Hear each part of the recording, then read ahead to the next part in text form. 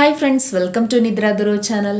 சாதம் வடித்த கஞ்சி இருந்ததுன்னா இனி கீழே ஊற்றாதீங்கங்க, இந்த மாதிரி செய்து பாருங்கள்.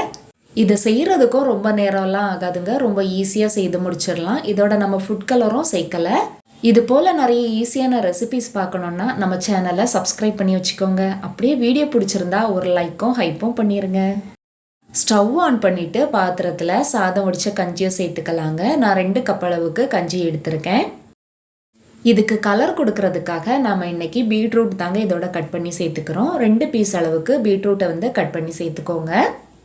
இதுக்கு பதிலாக பீட்ரூட்டை மிக்சி ஜாரில் அரைச்சி அதோட சாறை பிழிஞ்சு சேர்க்குறதா இருந்தால் கூட சேர்த்துக்கலாங்க.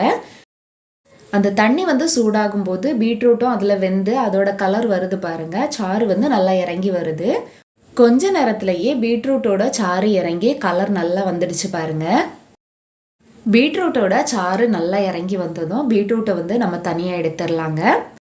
இப்போது இன்னொரு பாத்திரத்தில் 2 டேபிள் ஸ்பூன் அளவுக்கு கார்ன்ஃப்ளவர் எடுத்து வச்சுருக்கேன். இதோடவே 1/4 கப் அளவுக்கு தண்ணியும் சேர்த்துட்டு மாவு கட்டி எதுவுமே இல்லாமல் நல்லா கரைச்சி இதோட சேர்த்துக்கலாம். மாவை இதோட சேர்த்ததும் கைவிடாமல் நல்லா மிக்ஸ் பண்ணி விட்டுட்டே இருக்கலாங்க. கொஞ்ச நேரத்திலேயே மாவு நல்லா இறுக்கமாகி வந்துடும்.